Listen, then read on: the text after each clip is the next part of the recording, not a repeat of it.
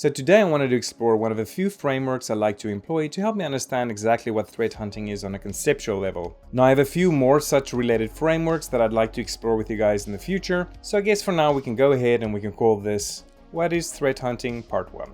Different strokes for different folks. Now let's begin by exploring what I like to think of as the central problem of organizational cyber defense. I want to be clear that I'm not talking about the central goal of organizational cyber defense, which of course would be to find and eliminate threats. Rather, the central problem is something that we need to solve in order so that we can ultimately achieve our goal. But even before we get to that, I want to get perhaps a wee bit philosophical for just a second, and I want us to consider the act of security. Now, to me, the act of security at its most elementary level is a relationship between two elements, something to secure and something that secures. Now, applied to organizational cyber defense, our something to secure is of course the network.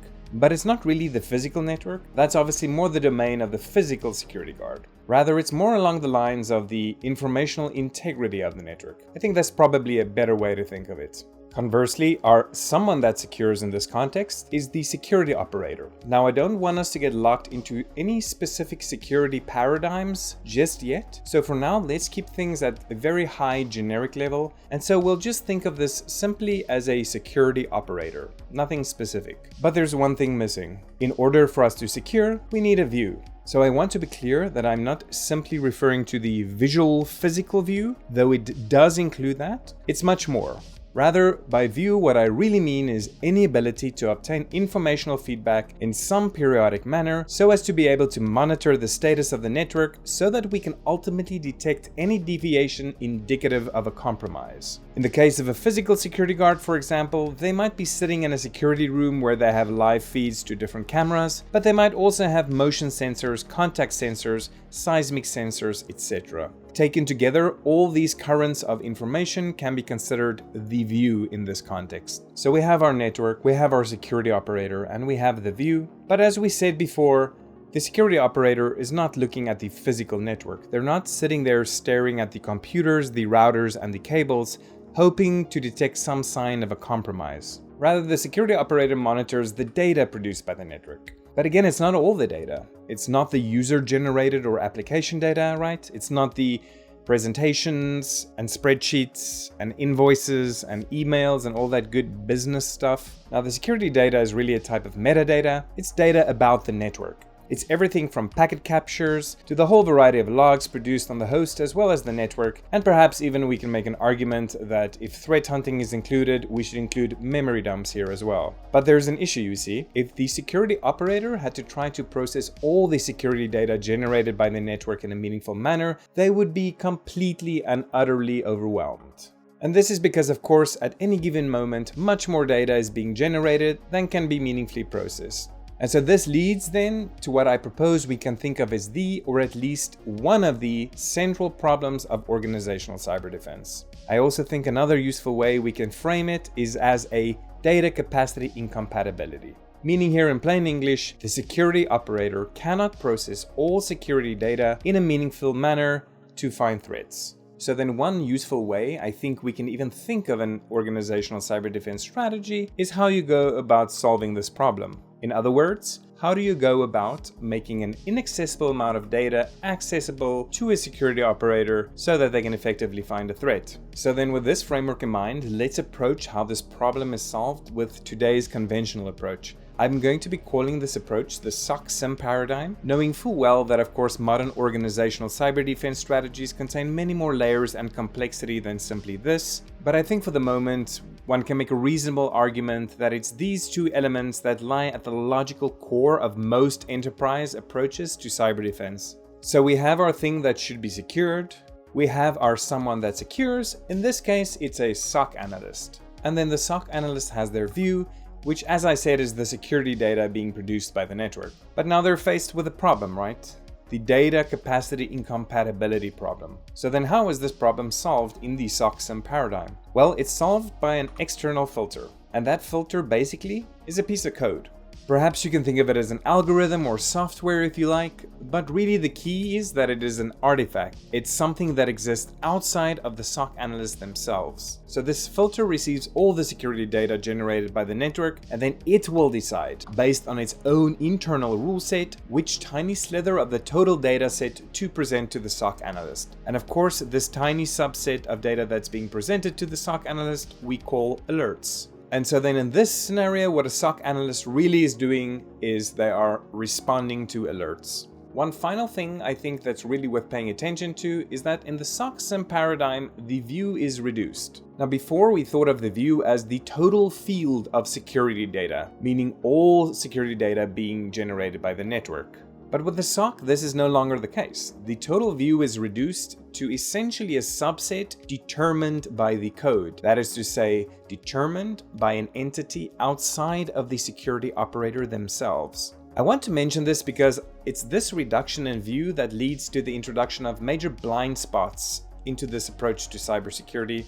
And it's these blind spots that really provide the ability for threat actors to move about undetected in this paradigm. Okay, great. So that's the SOC-SIEM approach. Now let's have a look at this exact same scenario, but how we might go about it using threat hunting. So our setup is the exact same. We have our network that needs to be secured. We have our security operator that secures. In this case, of course, it's a threat hunter, played here by the lovely Sarah Connor. And again, she has a view of the network to be able to monitor its status via the security data.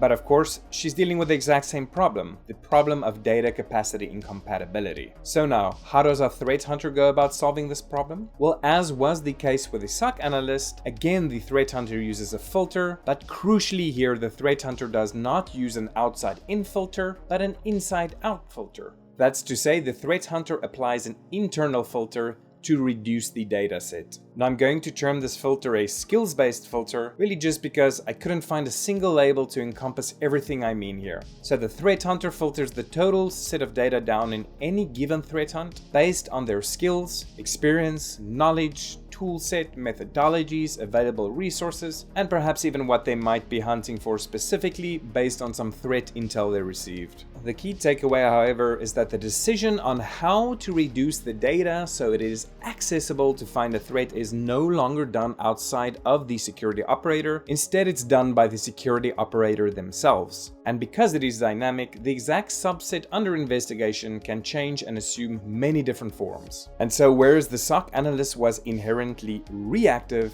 that is, reacting to alerts produced by the code-mediated filter, the threat hunter is inherently proactive. That is to say, they go out to seek threats in situ, driven by their internal locus. Of course, I want to point out that yes, while in any specific instance of threat hunting, the view has been reduced to the subset of data under scrutiny, the total view is retained. So while the threat hunter might not be investigating all the security data at any given moment, they retain the ability to investigate any subset of the total security data. Thus, there's no inherent reduction of the total view as a result of employing threat hunting, and thus compared to the SOC-SIEM paradigm, no blind spots are introduced. So let's quickly compare the SOC-SIEM and threat hunting approaches. With the SOC-SIEM approach, the data is code-mediated or externally filtered. It is an inherently reactive approach. That's to say, the SOC is reacting to the output of the code-mediated filter. And with the SOC-SIEM approach, the total data set is inherently reduced to a subset, thereby introducing blind spots. In comparison, in threat hunting, the data is skill-mediated or internally filtered. It is an inherently proactive approach. The first step forward to find the threat in situ is a product of the threat hunter's decision, not of external code. And the full scope of data visibility is retained, meaning that all security data could potentially be investigated. So then in this way I've presented it, is it really just the case that the threat hunter is a new and improved version of the SOC analyst? Meaning, am I trying to say that we should just replace all SOC analysts with threat hunters?